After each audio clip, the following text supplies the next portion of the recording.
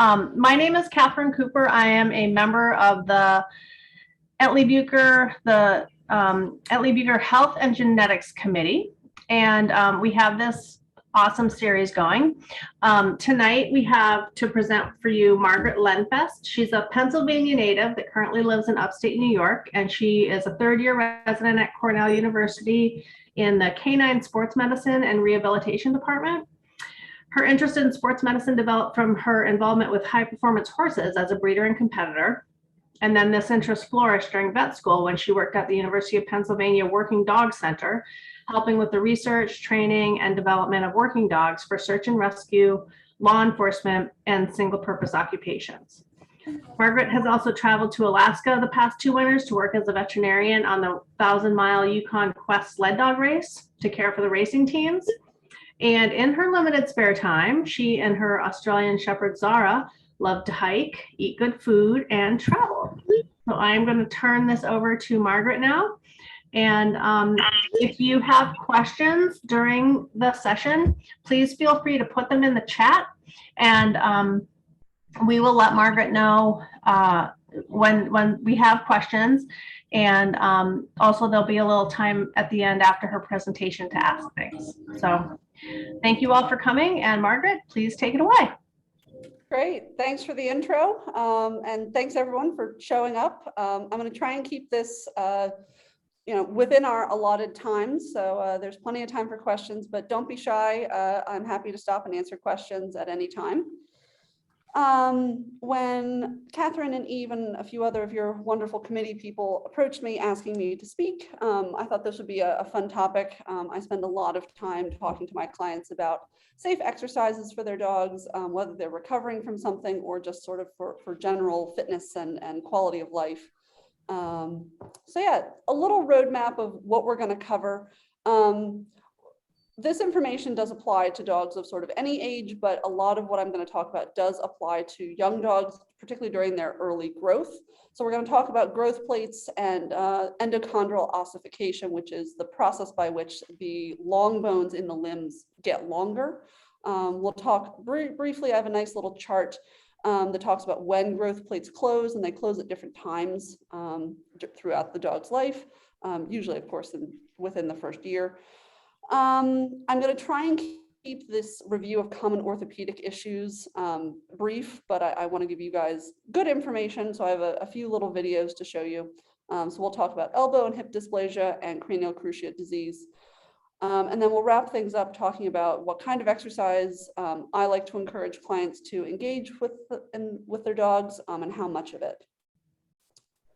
So we'll start with growth plates, which, if you want to use the fancy medical word, is an epiphyseal plate. In this x-ray, you can see these dark lines sort of at the end of these long bones where these bright yellow arrows are pointing. These are the growth plates. X-rays are really, really good at showing mineral, so bones primarily. We, of course, can see some soft tissue around it, but they're really good for looking at bones. And these growth plates are cartilaginous, so they don't show up as bright white as the bone itself. So in young dogs, you'll see these open growth plates, and as they get older, they close, hopefully in the right order at the right time. So when puppies are growing inside mom, their bones are kind of just cartilage little lumps. And if you're a breeder yourself of dogs, you'll know that a common way to try and estimate how many puppies you're expecting is at a certain point in the pregnancy, you take mama dog to the vet and they take an x-ray of her abdomen and they count how many skeletons they can see in there. At that point, you're able to see skull and the vertebrae because those have mineralized, but you don't really see limbs. And I, of course, am not a reproduction specialist, but from memory, I think it's around 40 or 42 days that enough mineralization has taken place that you can make that estimate. But the limbs are still very much cartilage as far as their bones. And then as they get a little older, they develop this primary ossification center. So the body starts laying down mineral sort of in the middle of these bones. And later on, you develop these secondary ossification centers. And all of these get bigger. And eventually you end up with just these sort of growth plates, like I showed you on the last x-ray. And of course, over time, the growth plates will close until you have a mature bone with, a normal bone marrow cavity in the middle of it and no open growth plates. So if we were to take like a chunk of this bone and growth plate and stick it under a microscope, this is a schematic of what you would expect to see. So up here you have all of your cartilage cells. They're small and sort of spaced out. Then they enter this zone of proliferation where they multiply a number and line up very nicely in these columns. And then as they get closer and closer to being bone, they start spreading out again. They get a lot bigger and the body starts laying down mineral. And then these will eventually turn into osteocytes or sort of bone cells that are surrounded by mineral. So this is how the long bones of the limb get longer. And of course, you've got growth plates usually at both ends of the long bone. So this is a highly complex synchronized process. And in some cases, whether it's from trauma or infection or other reasons, if something happens to the growth plate, if they have a fracture that goes through the growth plate or something like that, some of these growth plates can close early, or part of the growth plate can close, which is a common way that you get angular limb deformities and things like that. So this is a complex, amazing process that takes place. So everything that we want to do with our growing young puppies is to sort of allow this growth to happen and not disturb it. So these are x-rays of a brand new puppy. I think this puppy was 2, maybe 3 days old. And it looks like these bones are just floating in space. You can see this is the hind leg here, this is the front leg up here. So this would be the humerus sort of going between the shoulder and the elbow. Here would be your radius and ulna. This would be the dog's wrist. And then you can just start to see some toe bones down there. And similarly, this would be the femur. Here's your tibia and fibula going from knee to the ankle. Here's some of your hock bones starting to form. And then you're down here on the ankle. Ankle and then toes. But you can see there are these massive gaps where it's still all cartilage. This isn't mineralized. So it looks like these bones couldn't support anything. And particularly in very young puppies, they're not really moving very much. Mom's sort of taking care of them and they're just little lumps. As they grow, these bones get a lot longer. If you look at the puppy you bring home at 8, 10, 12 weeks, and you look at them at 5, 6 months, it's a remarkable transformation. They grow at such an exponential rate. So this is an x-ray of a young puppy. The growth plates are still open in all these places, but clearly the bone is much bigger and much more developed. And this is, of course, an adult on the right side here, and you can't see those growth plates. If you zoomed way in, you might be able to tell where the growth plate once was, but it's completely mineralized. This bone is no longer growing. In people, they'll, if they're looking, certain procedures they won't do on people until your growth has stopped. So they'll often x-ray a human wrist to see if those growth plates have closed before doing those types of procedures. So here's a little chart that I stole from a publication in 2009, I believe, from a German surgeon. And this is talking about, this is of course hind limb, forelimb, and we're talking about when each of these growth plates closes. So the earliest times of the dog's age when we would expect it to close, and latest. And there's kind of a range if you look down here. Most growth plates are closed by a year. The one caveat I will add to that is if you're talking about a giant breed dog, so your Great Danes, St. Bernards, Irish Wolfhounds, Newfoundlands, things like that, some of these growth plate times, the latest can be closer to 18 months, sometimes up to 2 years, depending. But this is a pretty standard time expectancy for small dogs, medium dogs, anything that's not sort of your truly giant breeds. So when we're taking x-rays of something, if we're looking for a problem or something like that, we have to keep these times of when growth plates should be closed in mind. And even growth plates of the same bone, but at different ends. So the proximal radius, so proximal meaning closer to the body, distal meaning closer to the toes. The radius, of course, goes from your wrist to your elbow. The earliest this top part of the radius will close is 5 months, but it can be as late as 9 months. And the same bone, just at the other end, this distal radial growth plate can close as early as 6 months or can be as late as 11 months. So there is some variability. So yeah, just a nice little chart. Now we're going to start talking a little bit about common congenital issues, orthopedic issues, of course. And one that most people talk about, and I get tons and tons of questions about, is elbow dysplasia. So I do have a video I'm going to show you guys, I think on the next slide. The elbow is a remarkable joint. It's made up of 3 different bones, and it should be a very tight joint. These 3 components really should work well together. So the humerus, of course, coming down from your shoulder to your elbow, and then the ulna and the radius going from your elbow down to your wrist. There's a couple of important parts of the ulna bone that we talk about a lot in elbow dysplasia. The medial or inside portion of the ulna, called the coronoid process, is a frequent area of disease. The top part of this is the semilunar notch of the ulna, and the top part of this is called the anconeal process. So if this growth plate doesn't close, you can have an ununited anconeal. That's another type of elbow dysplasia. So the video will go into a little bit of that. Elbow dysplasia is an incredibly frustrating disease and condition to treat. It is congenital, so a lot of dogs that I see are very, very young. They were probably born with some degree of degeneration or malformation within their elbows, and then it gets worse over time. However, I do see adult onset elbow dysplasia too. I'll see a 5, 6, 7-year-old dog that's never had a problem before in its life, but now we're seeing issues as far as lameness and limping, and we see evidence of elbow dysplasia at that later age, but that's much less common. As a disease, elbow dysplasia has a lot of different factors that play into it. Genetics is a big part of it, but it's not the only part. We do think that there are some environmental factors, some nutrition factors that also play a role.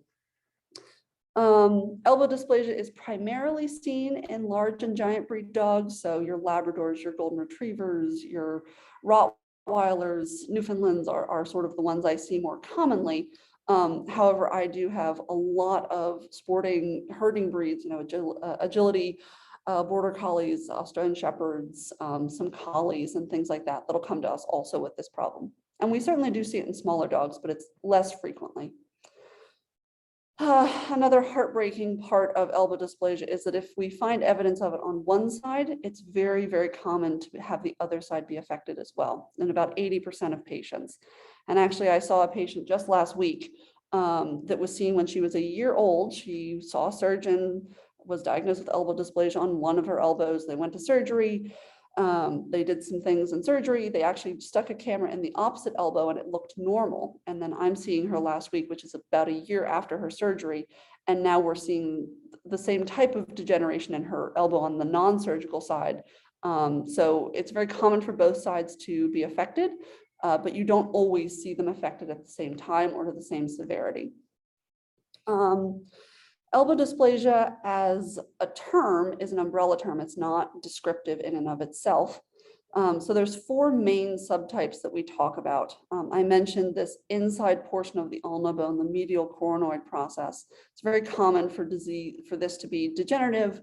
It's probably the most common type of elbow dysplasia that I see.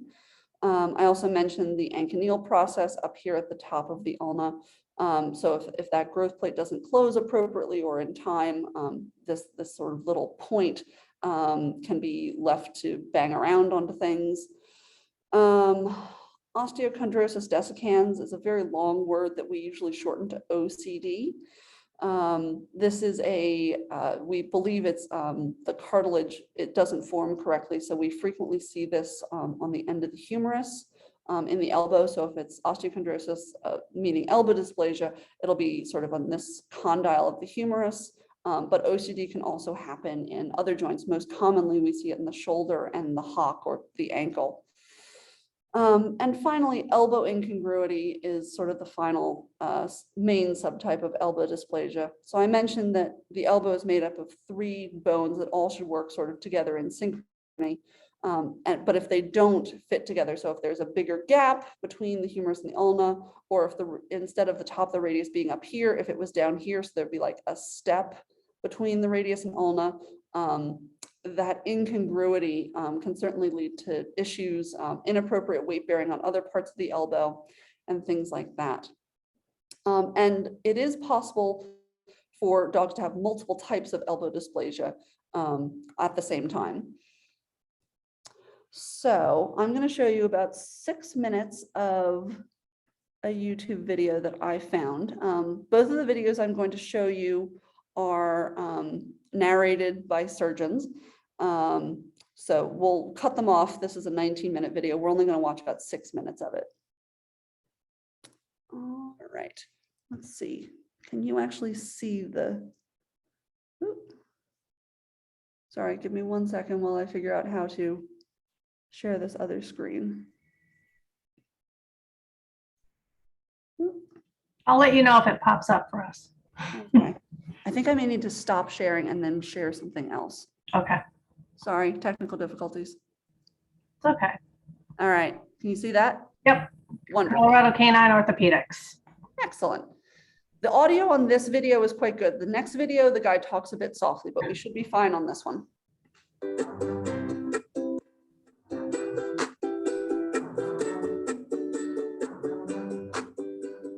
Hi, I'm Dr. Mike Bauer from Colorado Canine Orthopedics and Rehab Center, and I'd like to talk a little bit today about canine elbow dysplasia.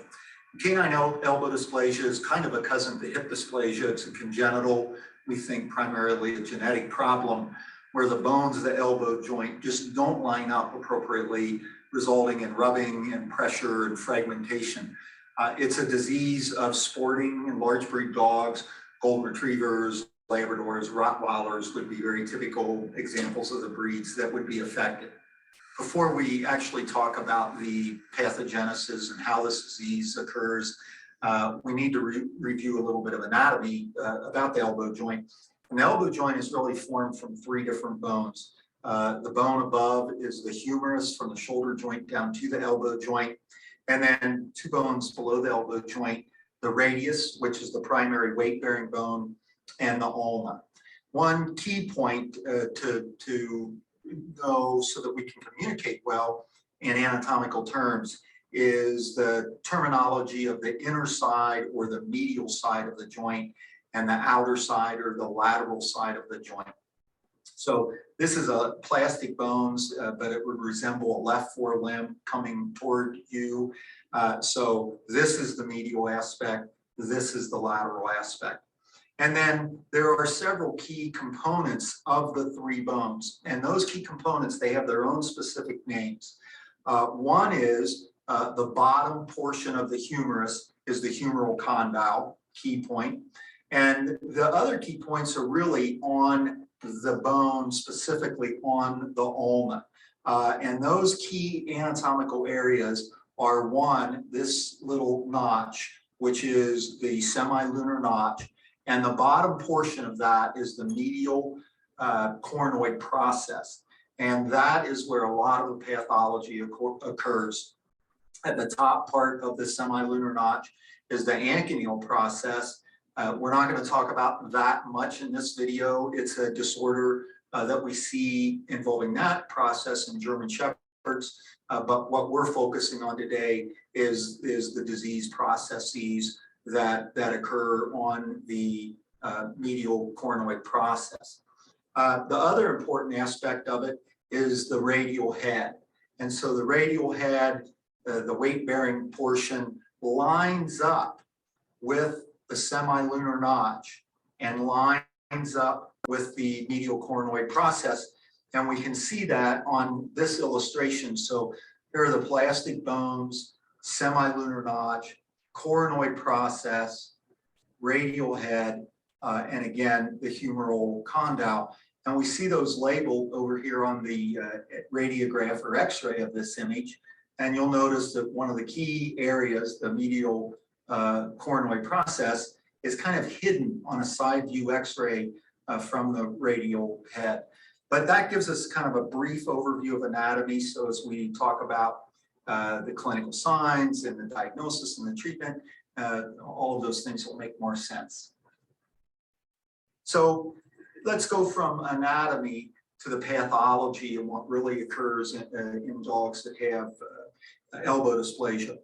Primary problem is that weight is not distributed evenly within the joint, that certain areas of the joint receive extra pressure, extra loading, and extra rubbing. And so the primary area that receives that extra load and extra rubbing is the inner portion of the joint, or the medial side of the joint. And the medial side of the joint, again, is where the coronoid process, medial coronoid process, resides. So when dogs have elbow dysplasia, they actually wind up with too much pressure on their medial coronoid. And this is an artist's illustration that shows that. And so this is the coronoid process, the medial coronoid process. This is the medial or inner view of the joint. And so this illustration shows that there's excessive rubbing along the medial coronoid process and the humeral condyle. And because of this extra loading and extra forces and stress, we wind up with cartilage wear and tear, and we also can end up with fragmentation off of the coronoid process. Another key component to this pathogenesis of this problem is when the radial head and that semilunar notch and coronoid process fail to line up well. And the typical scenario is that the radial head sits too low, with ending with excessive force and pressure on the coronoid process. And the other thing that happens is the joint is not a static joint. I mean, this junction where the radius interdigitates with the coronoid, it actually rotates. And that rotation also puts pressure and force on the medial coronoid process, and also leads to cartilage erosion and damage and fissuring. So that's a little bit of an overview of what happens with the pathology involved with the canine elbow dysplasia. All right, we're going to cut him off there, and we'll go back to my PowerPoint, which would be helpful if I shared that. There we go. Okay. So he primarily was talking about medial coronoid disease. He did mention a little bit how X-rays, you do have a little bit of overlap between the radius and that medial coronoid. So if most people, if you're worried your dog has elbow dysplasia, most of these dogs come in to see me or their local vet limping on one of their forelimbs. And the first step is usually X-rays. So they'll put your dog on the table, they'll take an X-ray with their elbow sort of bent at roughly 90-ish degrees, and then they might do some of these flexed views shown here. And X-rays are really good at finding big, obvious things, but subtle disease, they're not sensitive at finding at all. As the surgeon in that last video said, the medial coronoid is sort of hidden or overlapped by the radial bone, the radius here. In the flex view, you can sort of see the anconeal process. It's very difficult to truly evaluate cartilage on X-rays. So if you're looking for OCD and things like that, it's very easy to miss that. And unless there's a really big, obvious gap in this joint, it is also hard to see subtle changes. So X-rays are good for ruling out other things, or if your dog has really, really prolific arthritis. Unfortunately, if your dog has elbow dysplasia, they're going to develop arthritis. So X-rays can give you some of that information, but it's not very sensitive. So I like CT scan, which is what these images are for elbows. Again, it's such a complex joint with all of these different bones involved. CT allows me to sort of look at the joint in many different planes and directions. So this view here, it's as if we're looking straight down on these bones, sort of in that direction. So this is my radius. This is the medial coronoid of the ulna. And you can see a little fragment that's broken off here. So this dog definitely has elbow dysplasia. This area of the bone is also sclerotic. So you'll see on this part of the bone that crisp white cortex, which is completely normal. And then when you get out here, it gets kind of fuzzy and gray in the middle, which is very abnormal. So this dog definitely has medial coronoid disease. This is another CT image, but we're higher up. So you're seeing part of the humeral condyles here and part of the ulna as well. And on the inside of sort of in this area. You have a lot of your flexor muscles attaching here. So when we have the dogs with elbow dysplasia, it starts this whole inflammatory cascade, and we can see mineralization of some of those flexors as they attach to the bone there. Margaret, I have a question. So with regard to the chip, you said the horse has disease. Mhm. Could a chip just be from like a traumatic incident as opposed to being like a disease process, or do you not really see those? Not really. So, Okay. if we see a dog that's been hit by a car or something, we see fractures of bones and things like that. But I wouldn't expect just this area Okay. to be injured. Again, the elbow is such a tight joint, it would be extremely difficult to only injure that area and not have other injuries. So we pretty much only see this fragmentation of the medial coronoid process secondary to a degenerative condition. So yeah, I'd have to go and talk to my colleagues, but I've certainly never heard of a dog having any of these sort of fragments just from a traumatic incident. Oh, and it looks like we do have a chat. Ooh, chat preview. Yes. So down here, we also have some images of MRI. We don't use this modality that much for elbows. We usually can get all the information we need from a CT scan, and a CT scan we can do under sedation, whereas an MRI, they need to be fully under general anesthesia. So it's a much more involved process. But you can see sort of this increase in echogenicity here that is sort of being highlighted. So this is, again, mineralization of those flexors as they're attaching. And you can, of course, take a look at the bone and see some of that fragmentation. So that's usually how we go about diagnosing it. As far as treatment, if you talk to 10 different veterinarians, you'll probably get 10 different opinions. I, of course, am a sports medicine doctor, so I am biased in that everything I want to do is considered conservative medical management.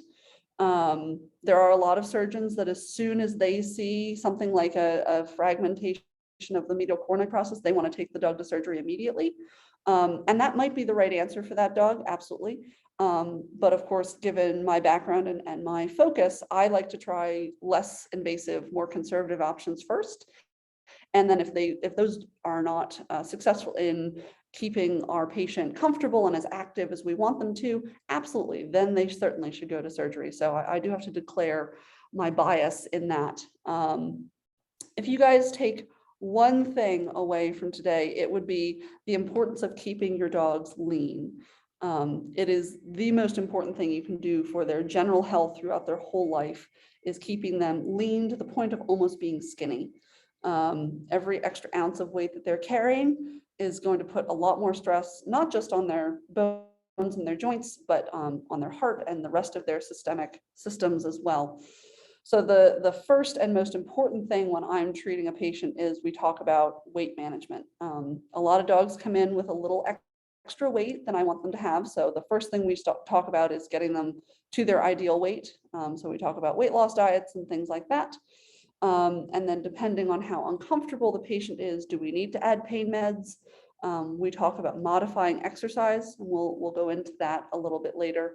And then last, I do offer some suggestions for joint supplements, but the supplements are the least important part of our plan. And then sort of if those simple things don't work, then I have injectable therapies that we can use and things like that.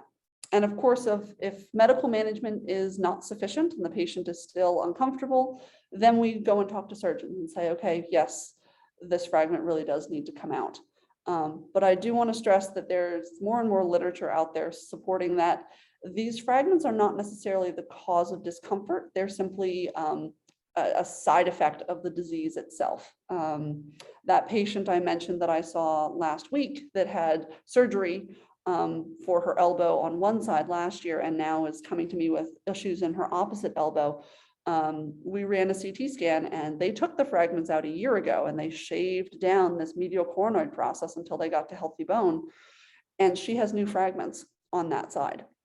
Now, she's not very uncomfortable on that limb. She's limping on the opposite side. I can manipulate her surgery elbow and I can make her uncomfortable, but it's certainly not bothering her as much as the opposite side. So no matter which treatment we pursue, whether it's medical or surgical, they're going to have progression of disease and they're going to have progression of arthritis. Everything we're trying to do is to slow down that process and keep them happy, comfortable, and functional as long as we possibly can. So then, of course, the natural second follow-up question is, well, this disease sounds awful. So how can we prevent it? You know, if you're a breeder, you're desperate to say, how can I get rid of elbow dysplasia from my breeding population? And I wish I could say there was a magic test, but there isn't. The Orthopedic Foundation for Animals, OFA, will allow you to send in x-rays of your dog's elbows, I believe, when they're 24 months of age. And they will have radiologists look at them and classify them as excellent, good, poor, or fair, and then poor, I think is the grading schemes. But as we've already talked about, x-rays are really good at finding big things, but it's not very good at finding subtle things. So I know lots and lots of dogs whose parents, grandparents, and great-grandparents all had OFA screening, and they still end up with elbow dysplasia. Or, you know, they themselves had OFA x-rays sent in that were classified as excellent or good, and we'll still run a CT scan on them and find these more subtle findings that you just can't see on an x-ray. So it's, you know, we're all working toward finding a way to screen for this condition and breed away from it. But as of right now, unfortunately, we don't have a perfect test. Oh, why are you, there we go. So we'll talk about hip dysplasia now. And I do have another video that will talk a little bit about this. Hip dysplasia, again, is an umbrella term. It basically means that there's laxity in the hip joint. So these are normal hips. Your femur fits into the socket, sort of like a ball and socket. It should be nice and snug, has lots of range of motion and things like that.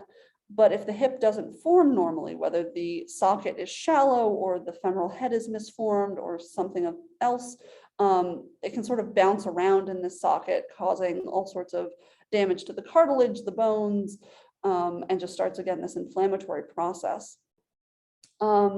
Like elbow dysplasia, it's primarily genetic.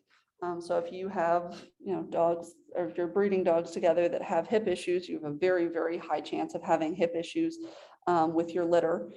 However, it's not solely genetic. There's also growth rates, nutrition, and environmental factors that play into it. So particularly for our giant breed dogs, we really want them on a diet that has a very strict calcium and phosphorus ratio in their food to sort of control how fast they're growing. And as I said, this is primarily seen in large and giant breed dogs, but it can affect dogs of any size. And down here I have an x-ray, a really old x-ray of really awful hips. So here is our acetabulum, the socket, and there's sort of the end of it. And here's our femoral head. And if I trace where that acetabulum is, you can see only a tiny portion of that femoral head is covered by the socket. So when this dog is bearing weight and walking and running and jumping, this is just sort of bouncing around in there. And that's true on both sides. Again, very little coverage of the femoral head. And there's just a great degree of laxity between where the femoral head should be and where it's located. So we are going to talk, well, this video is going to go through hip dysplasia a little bit, and it's going to talk a bit about pen hip and OFA screening, which is very typical for, the way people screen for hip dysplasia. Sorry, I seem to have misplaced my video screen. All right, share. And I know it says the elbow.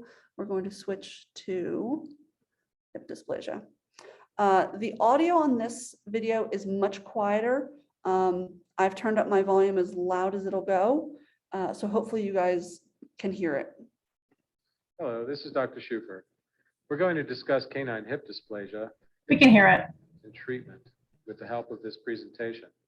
Please sit back and enjoy the presentation. If you have any questions when we're done, either myself or Dr. Henderson will be happy to discuss them with you. In order to understand hip dysplasia, we need to understand the general hip anatomy. The hip is a compound joint made up of a ball or the femoral head fitting into a socket or the acetabulum portion of the hip. The round ball fits into a round socket and rotates freely. The head of the femur should fit nice and tight inside of the acetabulum.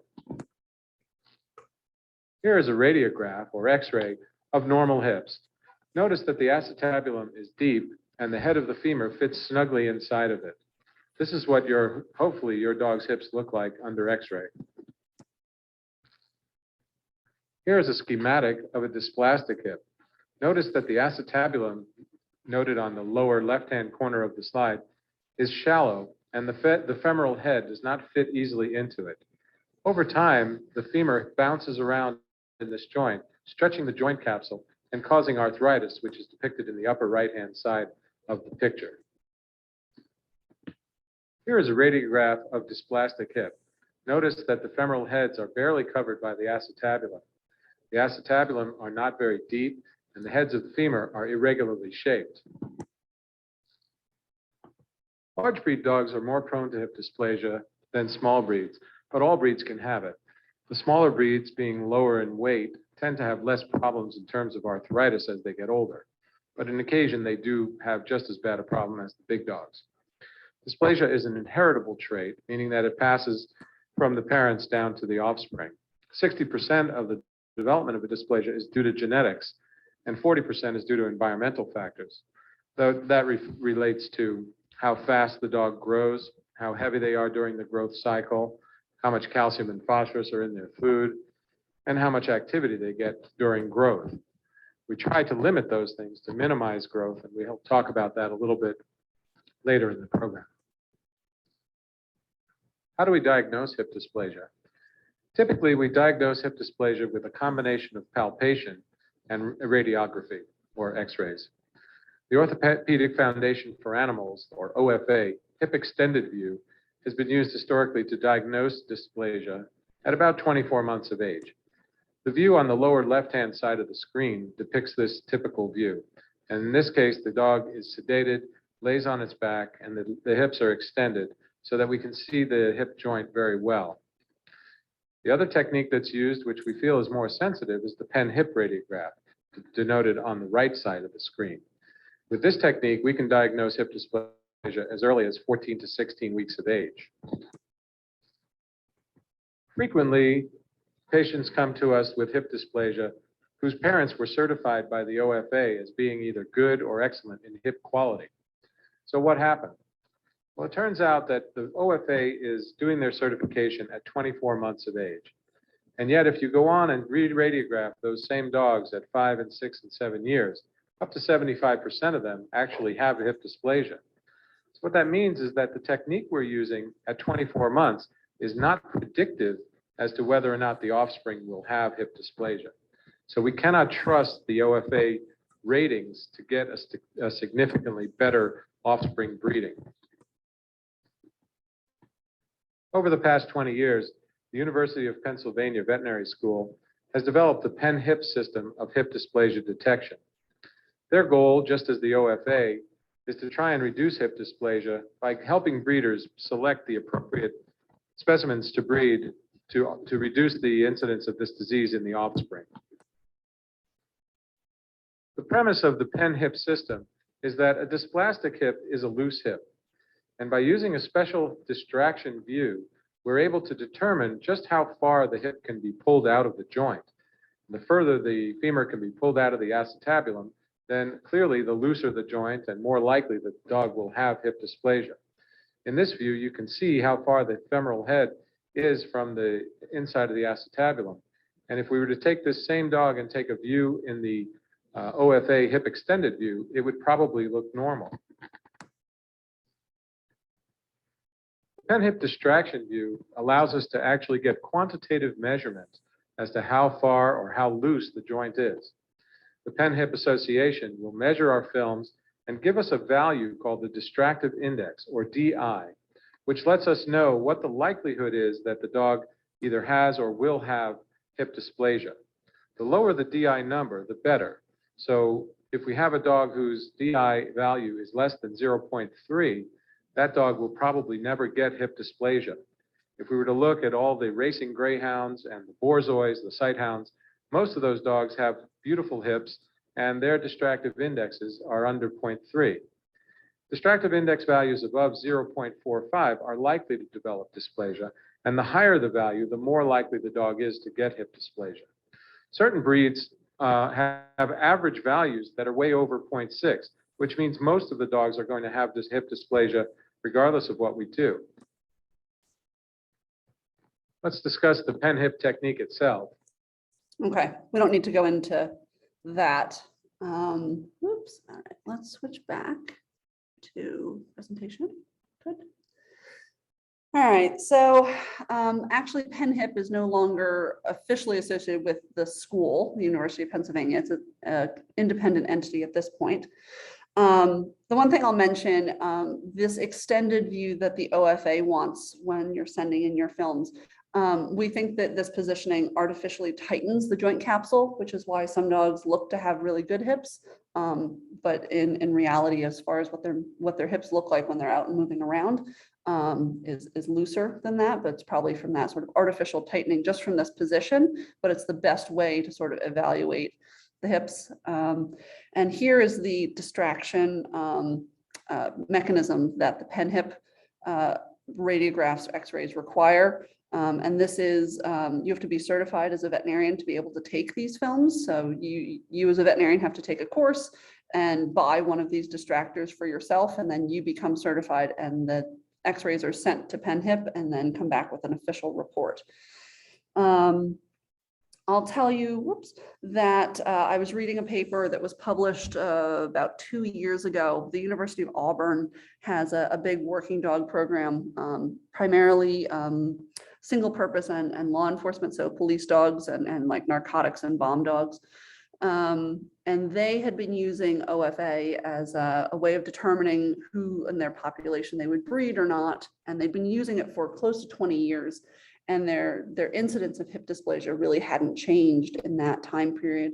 And then I believe it was like 2013, 2015 that they switched to incorporating pen hip.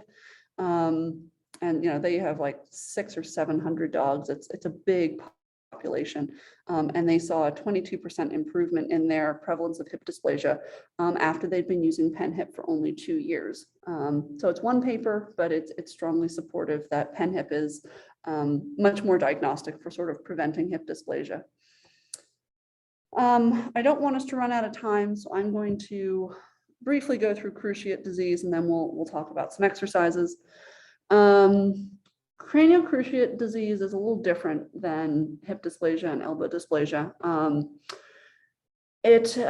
So the cranial cruciate ligament is similar to the ACL ligament in humans. And you'll hear about athletes that, a baseball player, a football player, a soccer player, they had something traumatic happen while they were playing their sport. They slid into home base, they got tackled, something like that. And the player gets up and is pronounced later on to have torn his ACL and is out for the season. In people, the ligament itself is fine. It just tore because of this traumatic event. In dogs, unfortunately, it's a degenerative condition. So over time, that ligament just gets weaker and weaker and weaker, and will start to partially tear and then completely tear eventually. This degeneration can happen over months to years. So we do see dogs as young as 6, 8 months that can have a torn ACL, which is really tragic. But sometimes it's not until they're 8, 9, 10. So there's no real way to tell. Again, we don't really have a predictive test to look for this, except that if it happened in your dog's parents, grandparents, you have a higher risk of it happening in your dog. So this red ligament here is the cranial cruciate ligament. And when it's intact and doing its job, it's preventing the tibia from popping forward. So this, of course, is where the dog's knee is. If this ligament is torn, when they bear weight, this tibia pops forward. There are lots of different factors that contribute to cranial cruciate partial rupture or complete rupture. The age of the dog, so as a degenerative condition, the older they get, the more the ligament degenerates. And so an older dog that has some weakness in this ligament is much more likely to actually have it tear. There's certainly a breed predisposition. We do see a lot of the same breeds coming through our service as well as the surgery service for this condition. If your dog is overweight, it puts a lot of stress on this degenerating ligament, so it's far more likely to happen. There is a genetic component that I already mentioned. The conformation, so the actual shape and alignment of the bones can contribute to additional stress that's placed on that ligament. And physical condition. So if your dog's a weekend warrior, so if it sleeps on the couch all week and then on Saturday morning you get up and decide that today's the day we're going to do a 15-mile hike up a mountain, and you're suddenly putting a lot more stress on your dog's whole skeleton, in particular in this ligament, it's far more likely to happen as opposed to a dog that's conditioned and hopefully doesn't have as much degeneration. If this happens in your dog's knee, about 50% of patients will have this same problem on the opposite side within 2 years. So it's unfortunate that if it happens once, it's likely to happen again. It doesn't always, but it's very likely to. Oh, we're going backwards. So if your dog is out running and playing and suddenly limps back to you, one of the first things we as veterinarians are thinking is, oh, did they tear their cruciate ligament? Because it's a degenerative condition, it can be an everyday activity that causes it to partially tear or completely tear. So I know there have been dogs that like sometimes limp on and off, but the owners didn't think much of it. And then suddenly they chased a deer across the lawn or a chipmunk or something, and they come back and they won't put any weight on that back leg at all. It's a very common story for us to hear before diagnosing dogs with cruciate disease. We then take x-rays of the knee. As I've already told you guys, x-rays are really, really good at looking at bone and not good at looking at things like cartilage and ligaments. So we're not actually looking at the cruciate ligament in the x-rays. We're looking for other signs that are supportive of this type of injury. So inflammation within the joint capsule, we'll see increased fluid. We will look for signs of degeneration. So again, that ligament partially tearing or completely tearing causes an inflammatory cascade to start within the knee, and that's going to have progressive arthritis. So those early signs of arthritis are again supportive that this process has happened.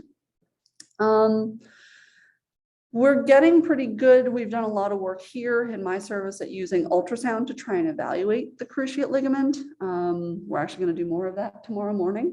But last time we were estimating exactly how much of the ligament we could see. And we think we can see about 60% of it. So not all of it, but a good portion. So we can try and estimate, is the ligament intact at all? Is it partially torn? And then if the ligament is torn, it's very common to injure the cartilage or the meniscus in the knee as well. And we've been doing some dynamic testing using our ultrasound to see if the meniscus is damaged in these patients before they go to surgery. Surgery is the gold standard for stabilizing the knee. So for larger dogs in particular, the most common surgery performed in this hospital, and actually pretty much every hospital I've ever worked in, is called the TPLO. And the TPLO stands for, so this is your tibia bone and this is your tibial plateau. So the TPLO surgery is a tibial plateau leveling osteotomy. So we make a cut in the bone to make this slope less steep. So you'll see it's marked out here, sort of this semi-lunar cut. And then you make a cut in the bone and then you twist it so that this tibial plateau, we don't want it to actually be 0 degrees, not completely flat. We're aiming for around 5 degrees. And then you put a plate, this is done on the inside of the leg, and then that bone heals over 6 to 8 weeks. And then assuming everything goes well, your dog should be back to full normal activity in about 12 weeks. If for some reason you can't go to surgery, whether your dog is a very poor candidate for anesthesia, there's financial constraints, or any other numerous reasons that you can't go to surgery, we can try to manage this medically. We're talking about managing pain and things like that. The body will eventually lay down enough scar tissue to stabilize this knee, but it's going to be the size of a small grapefruit, and it's never going to be normal. You're going to have, even with the surgery, you're going to have some arthritis. The progression of that arthritis we would expect to be much less severe than if you leave the knee unstable. I have lots and lots of clients that come to me asking for knee braces. The short answer is they don't work. Don't waste your money. You can put a brace on your dog and you won't be able to look directly at their knee, but it's not going to offer any meaningful structural support. So you're still going to be relying on the body to just lay down a bunch of scar tissue. So now that I've scared all of you half to death, we'll talk a little bit about what kind of exercise I do recommend people do with their dog, and why. So the physiologic purpose of exercise is to allow our dogs to grow into big, strong adults. So tendons, ligaments, bone, all of these tissues respond to the forces applied to them. So if you look at a bone, there's all these sort of knobbly bits on it. And that's where important things attach, whether it's tendons attaching muscles there, ligaments and things like that. And the bone will put down more bone in those areas to counter the forces being applied to it. This is a principle called Wolff's Law. So you need to have enough exercise that your dog is going to develop properly and be nice and strong, but not so much that we're overstressing these tissues, particularly during that really early growth period. You know, the first 4 to 6 months of life, these dogs are just growing like gangbusters. So I recommend that clients do a lot of low impact exercise. So this is a good way for them to get out, be stimulated, learn about the world, and do active things, but we're not going to allow them to do, you know, the dog equivalent of rugby, where they're just body slamming and racing about all the time. Sometimes that's fine, but we have to strike a balance. So I've listed training and mental stimulation as sort of separate categories, as part of low impact exercise. Training is really important. It's great to bond with your dog by doing training. Something as simple as teaching your dog a trick. You're improving your communication. You know, dogs have a really complex job. They have to live in a human world and a dog world. So they're learning 2 different sets of communication skills and ways of communicating with us, their needs, as well as socializing with other dogs. So training is really, really important for giving them good life skills. You know, no one wants to be around that really terribly behaved dog, or try and travel with your dog and it's just a nightmare and your trip is ruined just because this, you know, your dog's just out of control and things like that. So training is really important as far as making them good citizens of this world that they live in, but we can't do too much of it, particularly in young puppies. I generally tell people about 5 minutes per month of age. And you can do multiple teeny tiny short training sessions throughout the day, but don't, you know, sit down and expect your 10-week-old puppy to do an hour of, you know, obedience training like a drill sergeant. It's just not going to work. And then mental stimulation, I put this in sort of its own category. Training certainly is mental stimulation and is very important, but it's also important that our dogs just get a chance to be dogs. So take them somewhere interesting and new and just let them sniff around. On really hot days, like if you're on the East Coast like I am and we're going through this heat wave, I have an Australian Shepherd with a ton of black hair. The last thing I'm going to do is take her for a 6-mile run. I'll probably keel over and she'll have heat exhaustion or heat stroke, which would be terrible. So we go places like a park where, you know, after dinner when all the children have gone home to eat, and she just has a wonderful time sniffing around, and we're not doing something terribly physically taxing, but it's really interesting for her brain. And this, I don't want this to sound like I hate high impact, big athletic activity. It's great, just there's a time and a place for it. So if your young dog is out roughhousing with the other dogs and just having the time of its life, maybe they need to do that for 15, maybe 20 minutes, depends on their age, of course. And then maybe we need to either take them aside and let them calm down, cool off, or they can transition to a different type of play. You know, if your dogs will hang out together and mouth wrestle in your Margaret, there's actually a question that in the chat that goes right to this. Sorry, there we go. Sorry, Jack, I didn't mean to ignore. Oh, that's okay. I just wanted to call your attention to it. Yeah. Because it's kind of hitting right on what you're talking about. You want to take a look at that? Yeah, I'm just taking 12-month-old male, energetic, 2 to 3 times a day, 15, 20 minutes, Yeah. average So weight. He's a year old, so his growth plates have probably closed by this point. I'm glad to hear that you're keeping his weight under control. Bravo. And this is the challenge with really athletic dogs. They don't want to stop. So he's doing pretty high impact activity. It sounds like fetch, herding, things like that. Those sharp cutting turns, the sudden starts and stops, that all counts as high impact for me. So 15 to 20 minutes is fine. I wouldn't do it multiple times a day. I'd probably do that once and then see if we can get him to do other types of activity. I'm a big fan of sort of cross training. So if you talk to any professional athlete, yes, of course, they practice their sport, but they're doing lots of other types of exercise too. So if you're a swimmer, you're probably still getting out of the pool and lifting weights and doing other types of cardio exercises. If you're a runner on land, you're probably doing stuff in the pool. So trying to find different types of activities that he likes to do. So fetch is great, particularly if you're short on time. You can give them a pretty vigorous workout in 10, 15, 20 minutes. But maybe we don't want to do that every day, or maybe not multiple times a day. So if we can find other things that he likes to do to break it up, I would recommend that. Now, I understand life is busy for everyone. So you sort of have to figure out what works for you and your lifestyle and your dog. But again, if we can maybe do fetch in the morning when everyone's trying to just get out the door and go to work, you need something that's short like that. Make sure they calm down and cool off before you leave. And then in the afternoon or evening when you're done with work and maybe have a little more time, maybe we do a training session, or we think about doing some different types of dog sports that are really mentally engaging for them and still can be physically challenging, but maybe not in the same way. Or maybe we can entice him to like swimming, and he can go swimming 1, 2, or 3 times a week. Or maybe we find a cool place to hike and he goes on a hike. So swimming and hiking are some examples of lower impact activity, if that makes sense. And I'm a fan of variety.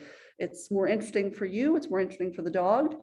And repetitive motion injuries are a big things. Many clients of mine love the sport flyball, and their dogs love it too, and it's a great sport. But if you think about, I hope everyone's somewhat familiar with flyball. Dogs run over and jump 4 hurdles, then they get a ball out of a box that's sort of spring-loaded, and then they run back over the same hurdles. And these dogs are flying at such speed, but generally, once they learn the game, they're always turning the same direction on the box. It looks like a swimmer that's switching direction at the end of a lane. So that repetitive motion, they're hitting the box at full speed onto their forelimbs and twisting over and over and over and over again. So we see a lot of repetitive motion injuries in those athletes.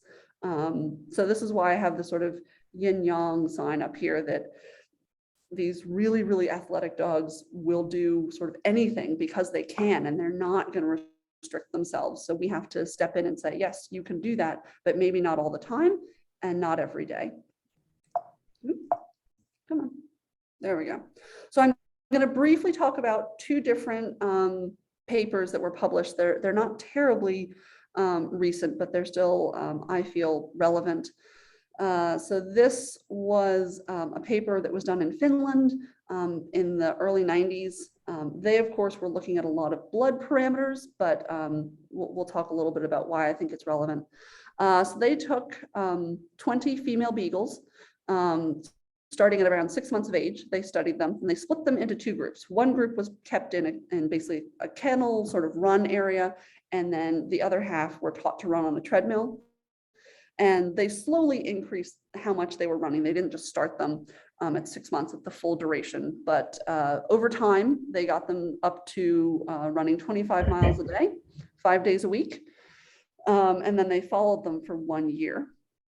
And we won't go into all the like blood parameters and endocrine stuff they were looking at, but the running group had significantly higher bone density at the end of the study.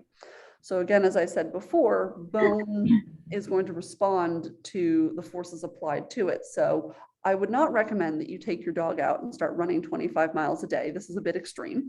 Did they do a follow-up on how many of them had arthritis in 3 to 5 years? Sadly, no. So they only followed them for a year. Yeah. which is very typical of exercise studies. It's very expensive to keep a population of study dogs fed, housed, cared for. So they're usually pretty short. But there was a significant difference in the bone density of these dogs that were active versus the dogs that were kept in a kennel. So I think they had 4, maybe 6 square meters of area to move around in.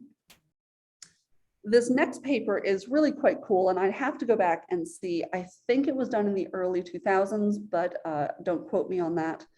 And this study went on for a very long time. So they took 21 male beagles. They didn't say exactly how old they were, but they did say they were young adults and skeletally mature. So I'm guessing they were again around a year of age. They split them into a control group that again was kept in a kennel environment and a running group. And again, over time, they worked them up so that they were running 75 minutes a day at 3.3 kilometers an hour. And I'm sorry, I meant to convert that into miles per hour. I forgot. And they were doing this 5 days a week. And not only were they running, they were carrying weighted vests. So they put these vests on them and they carried their own body weight plus 30%. So they were carrying quite a bit of weight, and they followed them for 527 weeks, which I did the math beforehand, is 10 years, slightly more than 10 years. And again, they followed this control group for even longer than that. So it was about 10 and a half years. Sadly, at the end of this study, all of the beagles were euthanized and they looked specifically at their knees. So they didn't look at all of their joints, but they were looking for the effects on the cartilage in the joint after they'd done this type of running activity for 10 years of their life. And impressively, they did not see any fibrillation. So there was no cracking of the cartilage. There was no erosion, so it hadn't been worn down to the bone. And we didn't see any extra bone proliferation around the knees of these dogs. So we have to take, it's really encouraging that these dogs were able to run for 10 years and we really didn't see any bad effects from it in their knees. But we also have to be aware of the limitations of this study. They only looked at males, they only looked at beagles, and they only looked at one joint at the end of this 10 years. So I have no idea what these dogs' hips, elbows, back, neck, anything else looked like. Most research is done on beagles. They're a very common species of dog to do studies on. So just because this applied to 21 male beagles, I can't swear to the fact that we would see the exact same results if I did this study in German Shepherds or golden retrievers or poodles or something else. I'm going the wrong way. So I've sort of already talked about this, but how much exercise your dog should be doing, it really depends. And I wish I had a perfect formula that I could give you guys of here is the best way to exercise your dog for exactly this much time at this much age. Sadly, it's not that scientific. So we've talked a little bit about low impact exercise. So here's a couple photos that I found of some of my favorite low impact exercises. So taking your dog hiking or just for a walk, particularly through the woods where they have to learn to navigate logs and tree roots and rocks and water, and they go uphill and they go downhill. That is so good, not just for their brain, but learning where their limbs are in space, balance, how to navigate through uneven terrain. And so your dog doesn't have to be bombing around like a comet and still learns a lot about their body. They can still get nice and strong. You guys can be out there having fun. But this is a great form of activity that doesn't have to be pounding on their joints. Maybe they had a nice 10-minute run around before, and then you go for your walk. So it's not all or nothing. Swimming is a great low impact activity. I will add the caveat that the way the dogs get into and out of the water is not always low impact. So a friend of mine has a Belgian Malinois that will play fetch literally until she drops. And we'll throw it out into a lake and she will crash into the water, leaping off docks, running in from the shore. And her entry is certainly not low impact because she's crashing in and crashing out. But when she's actually swimming, that portion is low impact. So just keep in mind that trying to modify certain things. And of course, if your dog has an injury or a certain condition, trying to take steps to be more low impact or not. Dog sports, if you have the time and inclination to do them, I think are wonderful. Again, really strengthens the human-animal bond. Agility, fly ball, dock diving are wonderful.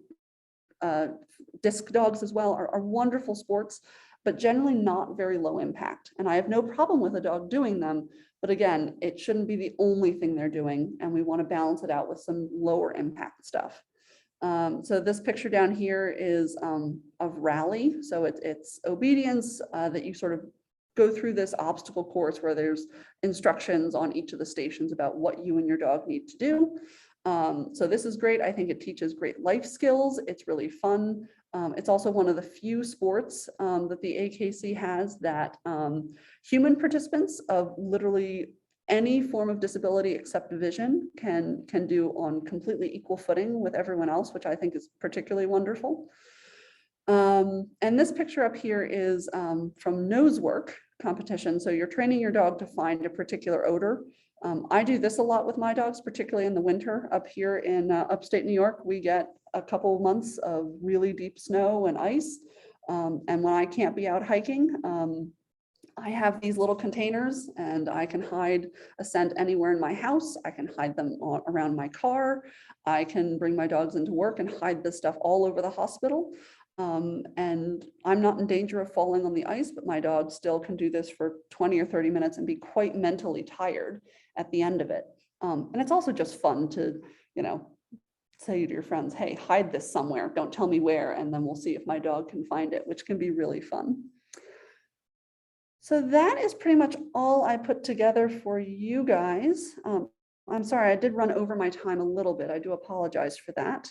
I guess I'll throw the floor open for questions. Yeah, if anyone wants to ask questions, just unmute yourself. Or put them in the chat if you don't want to do it on the Zoom.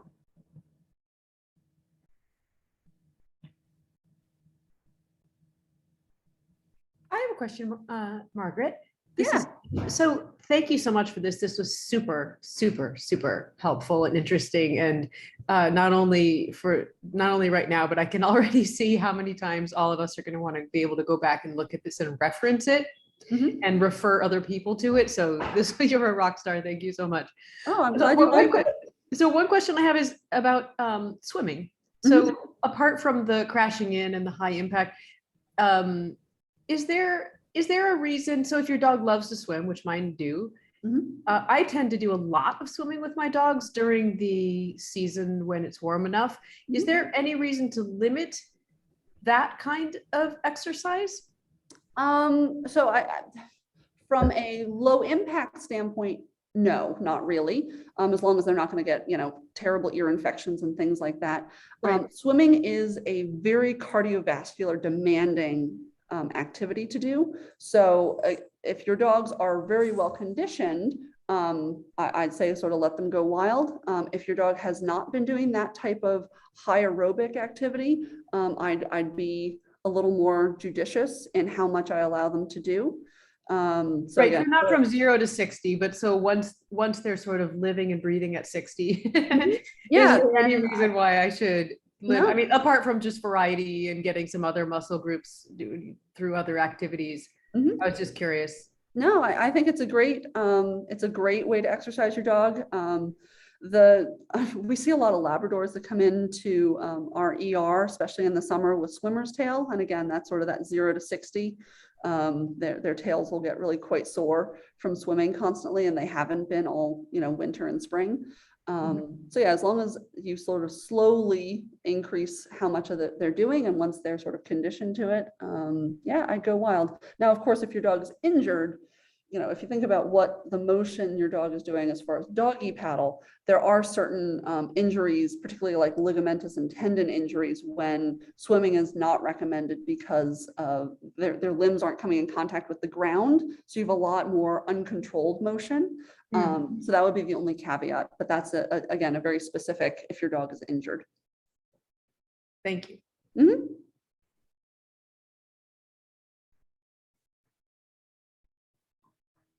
Super. All right. Anyone else have questions?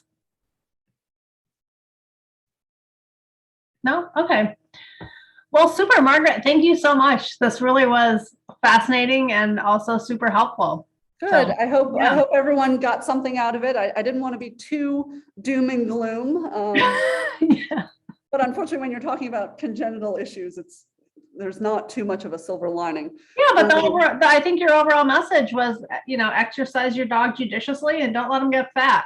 Yeah, So, pretty much. If you do Yeah. nothing else, don't let them get fat, please. yeah.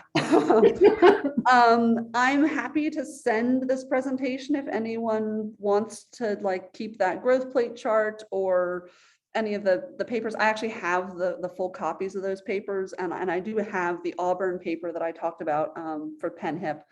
So if anyone wants those, I'm more than happy to share them. Okay, super. And Would just, we be able to include them when we post the recording? Could we include that so that people could reference it? That would be incredible. yeah, absolutely. And I do want to add that this is certainly not an extensive literature review. There's a ton of exercise research out there, and dogs are very commonly used because they're such a good animal model for human arthritis. So these are just sort of my favorite papers, but don't feel that these are the only ones out there. Okay. Yeah, if you could email those to me, that would be super. Yeah, not a problem. Great.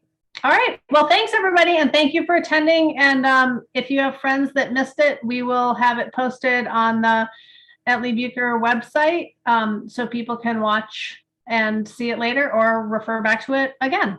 Yep, there's a whole set on NEMDA. You can see the recordings of all the previous ones as well as this one, and you'll be getting notification of the next upcoming one soon. Super. All right. Thanks everybody. Have a good evening.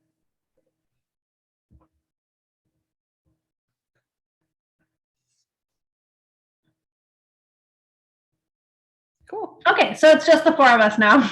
Will we stop the recording? Yes, I will. Thank you for reminding me. I'm there for you.